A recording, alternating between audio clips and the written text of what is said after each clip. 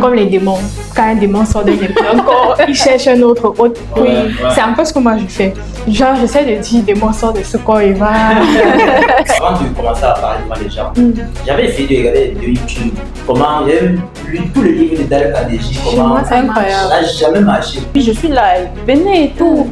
Maman, they were like this. Dans ma tête, c'est souvent dit Seigneur. Et je regardais ma petite soeur me regardait, elle rit. Ma petite soeur éclate de rire, elle fait seulement comme ça. Laisse.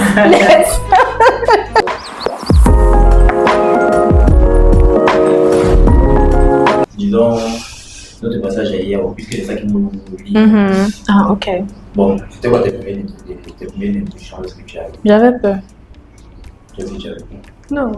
Tu n'avais pas peur? J'avais pas peur, j'étais intimidée. Mais Moi, j'avais en pas fait, peur, parce que si j'avais peur, je n'allais pas venir. J'ai un peu bêta. J'ai la J'ai nuance. évité Oui. le drame. Quand j'ai peur, là, scandale. tu peux pas me voir. En fait, moi, j'avais peur, genre, mon cœur, tchac, tchac, tchac, tchac. Parce que chacun passait à son tour et chacun devait parler. Tu vois, un peu comme en public, on te dit que toi passes, tu parles, l'autre passe.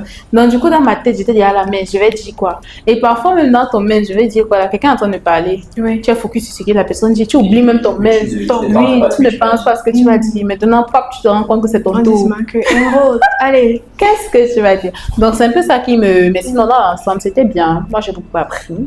Moi également, j'étais un peu timide au départ, mais lorsque j'ai vu les gens, entre guillemets, Que moi je donnais la force, c'est que bon, toi aussi, je suis pas tu aussi n'es pas enfin, différent. parce que je savais aussi que moi j'ai déjà eu à parler devant les gens. Donc, c'était pas vraiment quelque chose de nouveau. Je vais juste me perfectionner, apprendre beaucoup plus de choses, tout ça. Donc, moi qui voyais les autres un peu, et j'avais quand même cette expérience-là dans ma tête. Tu sais, comment on dit que la peur vient de l'inconnu. Ouais. Si tu n'es jamais monté peut-être sur un plateau et essayer de parler devant les gens et tout, forcément, tu vois. Ouais. Comme ton cerveau ne sait pas. Et c'est que tu as appuyé quand même à vivre cette expérience-là. Tu as quand même quelque chose sur laquelle tu vas te baser. Quoi. Oui, peut-être. Donc, voilà. Donc moi, je vais parler beaucoup plus sur mon expérience là que bon, ok. Je connais quand même que de mes expériences, que j'ai pas trop mal. Donc, je suis quand même débrouillé. Moi, pour ma part, j'étais très intimidée quand même. Mais je ne peux pas parler de peur parce que quelque part, j'étais un peu préparée. J'avais déjà eu à voir des vidéos YouTube sur ce que c'est que l'abattoir, à peu près comment ça se passe. Donc, cette préparation-là, en fait, a diminué ma peur. Donc, j'étais plus intimidée, un peu intriguée. Comment ça va être? Est-ce que je serai à la hauteur? Mais la peur en elle-même, je ne pense pas. Mais ça, pourquoi les choses ne marchent jamais? J'ai essayé ça. Avant de commencer à parler devant les gens, j'avais essayé de regarder des vidéos YouTube. Comment j'ai lu tous les livres de Dal Carnegie. Chez moi, c'est incroyable. Ça n'a jamais marché. Je sais pas, en fait, pour parler en public, il faut parler en public. Il faut pratiquer. Il faut parler, échouer, parce que moi, c'est une question d'énergie dans le sens que quand tu te mets devant les gens, il faut que tu sentes un peu comment est-ce que tu vas te. Je vais dire, les yeux des gens te donnent, ça t'intimide un peu, tu vois. Et maintenant, le fait qu'il faut être constamment devant les gens pour pouvoir vivre ça plusieurs fois et apprendre comment se comporter avec ce regard-là. Parce que même je regardais des vidéos, même les experts en laboratoire, ils ont toujours peur. Sauf que, comme ils ont été là plusieurs fois, ils ont appris à gérer cette ambiance. Tu vois. C'est pas que c'est ce que le coach lui disait souvent, que même lui il a peur, mais enfin, lui s'est dit que la peur est pour toi. Voilà, elle est pas j'ai peur et puis toi. quoi. Donc, il a appris à gérer cette émotion-là, à analyser ça, tu vois. Et lui, il dit que pour gérer ça, c'est toujours sa musique là du début et tout. Que les gens croyaient qu'il voulait dans ça, alors que il gère sa chose. Et il fait ça bien. Lorsqu'il passe devant là-bas BM, avec sa musique là, il dit c'est Magic System. Est-ce que ça va tout le monde?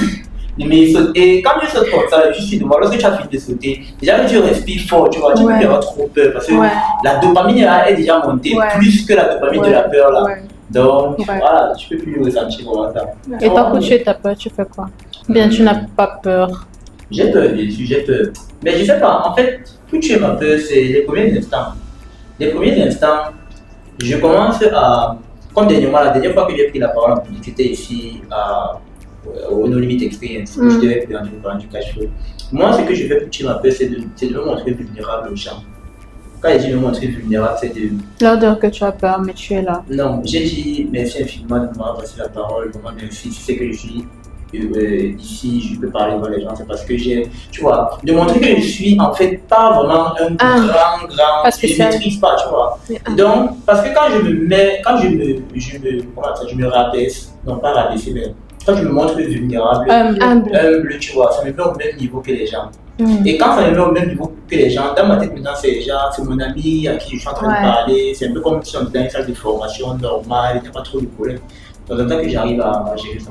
Finalement, décidément, vraiment, en lisant, tu ne vas jamais apprendre. Parce que chacun son tact. Oui. Moi, c'est pas. Il faut juste être dans le truc, quoi. Et apprendre à gérer. Moi, c'est ce que je me dis. Qu'il faut vraiment être dans le feu de l'action et apprendre à gérer l'énergie que tu vas recevoir là. L'énergie que tu vas recevoir des yeux des gens, la peur là. Moi, pour gérer ma peur, avant, je ne savais même pas comment j'arrivais à faire ça. Mais je me suis rendu compte que pour gérer ma peur, je prends ma peur et je la projette sur les autres. C'est-à-dire Je sais même pas vraiment comment j'arrive à faire ça. C'est-à-dire, j'ai une façon de dissiper ma peur sur les gens.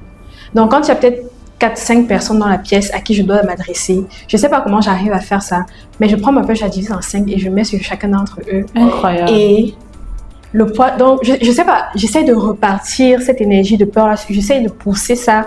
Je vais un peu prendre un exemple un peu comme les démons. Quand un démon sort d'un corps, il cherche un autre. C'est un peu ce que moi je fais. Genre, j'essaie de dire, démon sort de ce corps et va sur les autres personnes là. Oui, mais hormis de ça, l'un des trucs que je fais aussi, c'est que j'y vais un peu comme à la nage. Tu vois, juste un peu quand tu prends ton inspiration avant de plonger là, c'est comme ça que je fais. Donc, je me dis, ok, tu as peur, je bloque ma respiration. Allez, je lance le feu jusqu'à il finit avant le... Donc, j'essaie de pas penser que j'ai peur. Genre, je la sens en moi, mais je la bloque quelque part ici et je fais vite. Pour l'instant, c'est ce que je fais. Ça fonctionne. Mais ça fonctionne. C'est vrai que ça fonctionne quand même. C'est vrai que ça ne m'a pas quand même laissé en plan quelque part. Mais j'ai besoin d'améliorer, oui. Parce que je pense que tu dis ça parce que tu dis que ça monte et puis tu bloques. Ouais. Tu bloques. Ouais. Ça veut dire que tu refuses d'accepter que tu as peur. En fait, il faut lâcher. Exactement. Parce que moi, qu'est-ce que moi je fais? Moi, je ne sais pas, mais si c'est que tu as déjà remarqué, moi j'aime rire au début. Donc ça veut pas dire que je vais rire pour rien. Tu ris. Mais j'essaye je sais pas si je dois dire de titiller, quelque chose qui va faire rire, qui va détendre l'atmosphère. La conversation avec les gens. Oui, exactement, c'est ce que je fais. Et pendant ce temps, moi je suis en train d'aspirer. De capter l'énergie là. Oui, j'aspire parce que j'essaye d'abord de voir, je sais pas si c'est que je vais dire les mentalités des personnes qui sont avec moi. Je tâte, je suis avec qui? Est-ce qu'ils collaborent? Est-ce qu'ils sont avec moi? Généralement, le public collabore. Généralement, bien sûr. Maman, j'ai animé un mariage un jour. De là, je te jure que je n'avais jamais vu genre là. Que le gâteau arrive. Normalement, quand le gâteau arrive, vous êtes enjaillé que le gâteau. Maman, ils étaient là comme ça. Assis comme si c'était un deuil. Tu demandes même aux gens d'applaudir. Genre, on met la musique et tout. Toi-même, tu es dans le move. Toi-même qui anime, tu montres que oui, je suis là. Venez et tout. Maman, they were like this. Dans ma tête, c'est souvent dit Seigneur. Et je regardais ma petite soeur me regardait, elle rit. Ma petite soeur éclate de rire. Elle fait souvent comme ça. Laisse. Et j'étais gênée le jour-là. Parce que je me dis, c'est aussi toi qui fais en sorte que ton public interagit avec toi. Ouais, c'est ta responsabilité. En fait, exactement. Qui est en train de discuter avec les gens. Donc, c'est assez compliqué. Mais comment moi je commence, c'est de me dire, j'accepte que j'ai peur. Maintenant, pour lâcher ma peur, je crée l'atmosphère, je détends l'atmosphère, je rigole. Et puis maintenant, après, voilà, je peux me présenter. Je sais pas si vous connaissez Karamo. Karamo, Sangaré. Ouais. C'est un créateur de contenu, je pense que c'est d'origine guinéenne, mais il est en France et tout. Et il forme en art oratoire, etc., création de contenu. Et il disait, en fait, si tu parles dans sa première vidéo YouTube, c'est une conférence. Et il commence la conférence en disant, j'ai peur.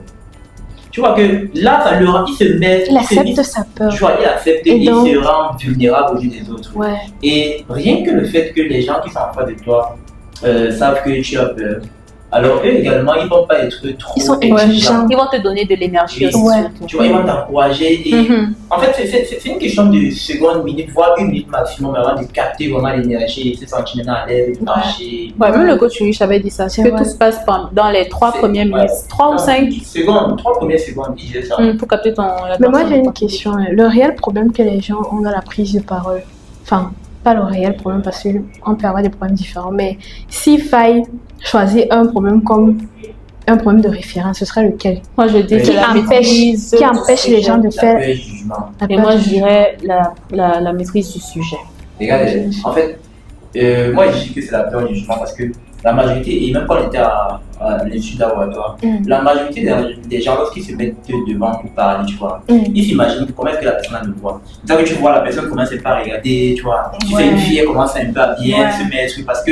Et tu sais que nous sommes nés comme ça. On nous a entraînés comme ça dès les bas âges de vivre un peu selon le regard de l'autre, tu vois. Donc on a toujours tendance à se poser la question, mais est-ce que la personne ici qui me regarde, est-ce qu'il pense que je parle bien? Est-ce qu'il pense que je suis bien coiffée? Est-ce qu'il pense que je suis belle, etc. Et donc c'est tout ça maintenant qui fait en sorte que bon, puisqu'il y a plusieurs regards, et voilà, ça te gêne un peu, tu vois. Bon, comme elle agit aussi la maîtrise du sujet, parce que quand tu sais pas ce que tu vas dire aussi, tu es... Parce que moi, c'est vrai qu'il m'est arrivé, je vais pas mentir, des fois, je ne m'étais pas préparée. Hein. Du coup, ce qui me faisait même peur, Tu manquais quoi dire? Même pas, c'est que... je manquais quoi dire, mais pas que je manquais quoi dire. C'était comme, genre, tu vois, quand tu sais que tu n'as pas trop à dire, mais tu parles, tu rebondis. Et puis, oui, tout ce que tu cherches à faire sur l'instant, c'est de faire en sorte que les autres prennent la parole. Ouais, c'est de donner, oui, je fais vite et puis maintenant, après, je vais me ressourcer, je regarde là, je vais faire quoi et tout. Je m'étais pas préparée. Donc, peur du jugement et... Mais toi, tu dirais que c'est quoi? Moi, je dirais la peur. Mais lui, il a bien expliqué en disant peur du jugement. Parce que, en fait, cette peur, c'est la peur du jugement. C'est pas la peur que tu seras pas bien ou que tu sais. Tu as peur qu'on te juge, en fait. Tu regardes, les gens vont regarder quoi. Mais je suis peur du jugement et ne pas savoir quoi dire. C'est psychologique. La majorité des choses qu'on fait, les choix qu'on fait, comment est-ce qu'on s'habille, c'est en fonction de ce que les autres vont dire. C'est pour ça que les gens achètent des téléphones à 200 000 alors qu'ils n'ont pas. C'est parce qu'ils veulent aussi leur image aux yeux de la société, quoi.